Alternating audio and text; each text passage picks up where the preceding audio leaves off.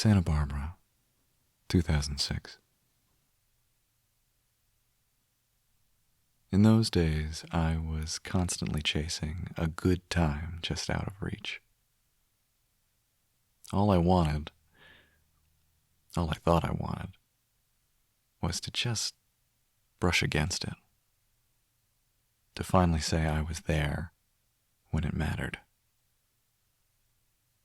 There being anywhere. You were always at the happening place, and I was desperate to happen. I had the swagger, I had good hair, but I was a nice boy at heart. I wasn't practiced at depravity, just a fan of it. I needed a guide, a teacher, a seasoned veteran. I needed a good woman with bad habits. For my mediocre sins, the God sent me you to show me how bad I wasn't and how far good boys can get on charm alone. Farther than some, just shy of further. I annoyed you because I wouldn't leave. You annoyed me because you wouldn't stay. We didn't have a relationship. We had songs we sang together when we were drunk. We shared cigarettes. We pissed each other off.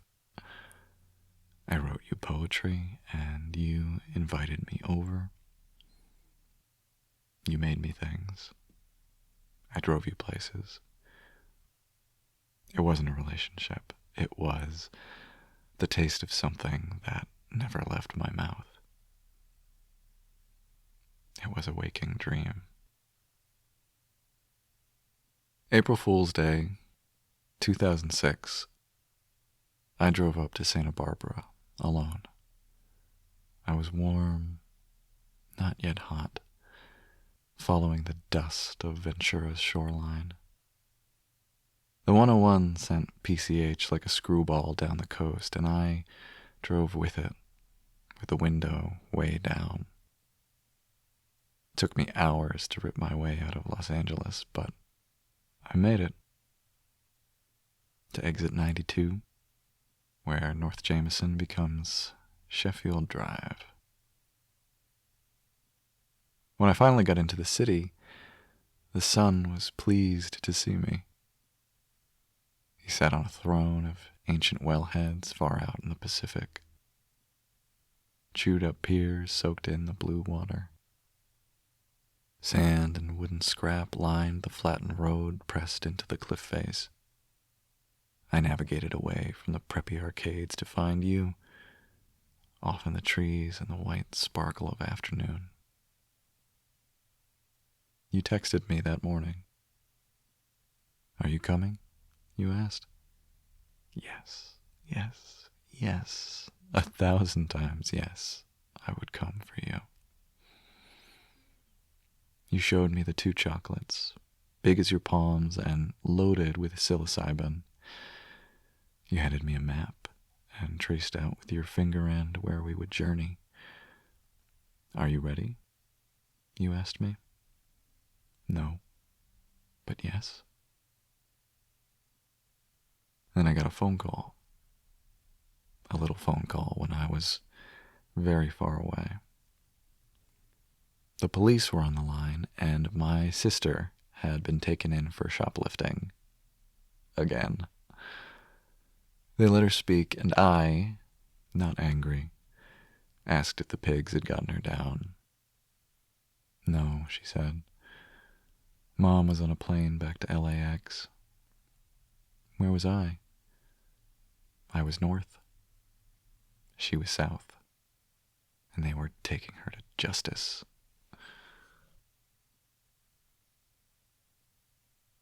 Well,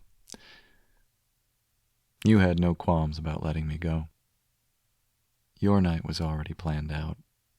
You'd be enjoying yourself regardless of the company. Maybe it's not about the wrong time, the wrong place, I said. Clearly we're the wrong people. You're so dramatic, you said. Just come back to me. Come back soon.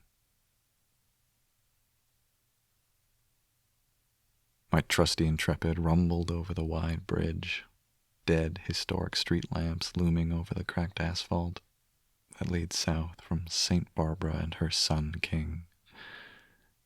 I rejoined the 101. I managed to trudge at 70 miles per hour, then hit 80 and didn't apologize. I retraced the hours and miles of painted scrubland until I hit the southeastern slopes of the Santa Susana Mountains. And then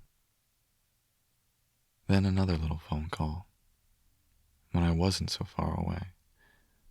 Don't worry about your sister. She's with me now. My mother had landed, had driven to the police station, had saved the day. Hours ago, in fact. So the choice was, dare I brave Los Angeles traffic for the third time this tedious day? Go big or go home, we used to say. I wasn't going home. I drove north to Santa Barbara in the crimson dusk, the brown weldings of smog fused with the purple-limbed clouds.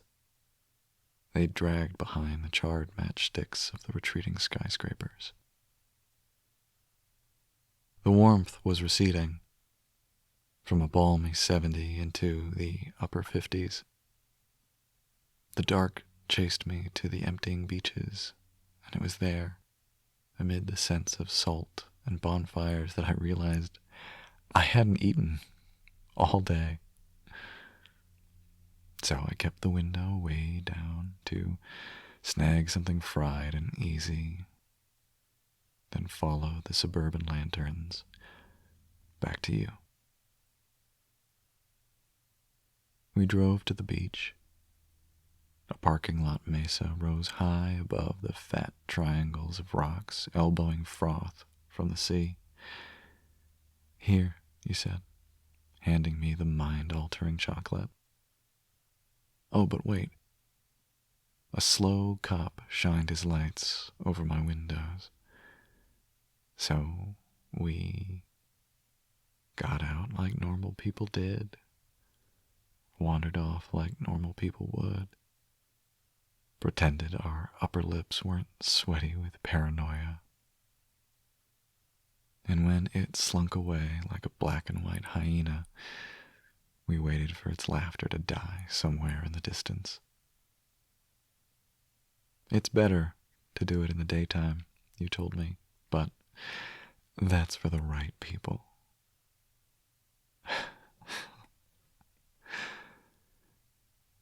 We ate the chocolates on the mesa overlooking the windy ocean, where the water hammered garbage into sand. We sat there for a time, waiting for something miraculous. Returned to the car and drove to Hale Park while we were still sane. At least, I think it was Hale Park. Could have been a cemetery, Burnham Wood, or Montecito. Why not? Wait. Did the steering wheel just bubble? No? No? No. It didn't. We hid ourselves in the trees. 40 minutes had already passed, and nothing churned in my stomach but nerves and cacao. My arms and knees jingled a little. Something in the small of my back, the shape of a diamond, was warm, but it was really too dark to see anything. We loaded back into the car and drove to the arcades. On a crowded Saturday night, boys and girls littered the bars and shopping centers, illegible banners strung from the rooftops, entangled in flags, hung like laundry in Bronzeville, 1919. But no memories of my ancestors returned to me. None of the lights chased the statues, and none of the statues stepped down from their monuments to recite poetry or gibber madly. Fearful ideas stayed locked behind my tingling nostrils. You pulled out a hash pipe, and we removed ourselves from the crowd in an attempt to kickstart the gonzo journey we were destined for. I drove us back to where we'd come from, parked quietly in a mission-styled strip mall not far from your house, and a little closer to a long, horizon-lost pier. 3 hours had passed. A few lonely sales clerks were walking aimlessly into the night. You pointed out the small apparel store you had clerked in. I said I saw it, but actually it was invisible behind the island of birds of paradise and lilacs planted in the middle of the lot. The sodium vapor lamps buzzed, and without my glasses, it all bled into a hazy glow of yellow. We stood there, half high and now bereft of even the strangers shuffling into the Santa Barbara suburbs. The adobe courtyard was forlorn, and the chill of the California night settled over the broad plaster eaves. You forget how cold the desert gets after sunset when you move away. It's an easy thing to forget, if not for moments like these. Pitted concrete made up what was left of the sidewalk's edges, stood upon by brown benches that looked like sunken horses. Without my glasses, the street lamps fuzzed past their borders, expanding like electric champagne. You pointed to a thin lane of tiny cottages as we crossed the street, and told me it was a community of little people, famous Hollywood dwarves placidly settled into retirement. Could this be true? I don't know. We found ourselves in another strip mall, or maybe it was the same one, on the other side. The night was done for. And then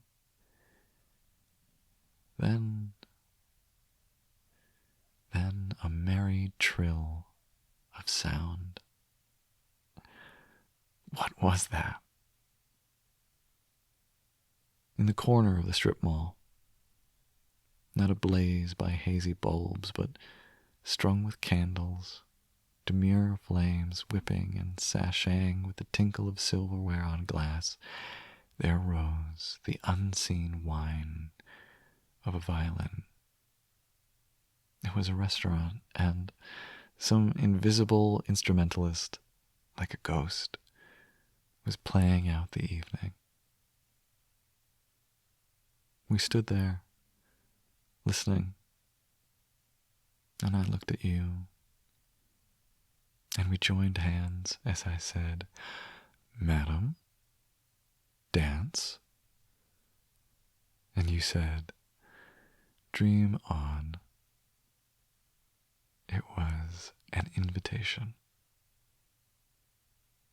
And we knew it. At least, I knew it. That someday, many years from then, more years from now, I would be dancing with you in that empty parking lot. You would be teaching me to waltz while someone played a violin and people ate food around the corner. I knew how you felt then, how your skin felt, how your clothes felt against mine, how your hair fell against your shoulders and brushed my cheek. I knew someday I would be here, remembering you there. with a head still unclouded by a belly full of mushrooms that didn't work. Wrong people, wrong place. Good time.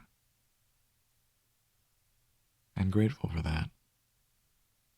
I knew that someday we would still be dancing there, somewhere, at home in my mind. I cannot dance, but I moved with you in a sleepy California town, far from home, in a waltz, in silence, for all time.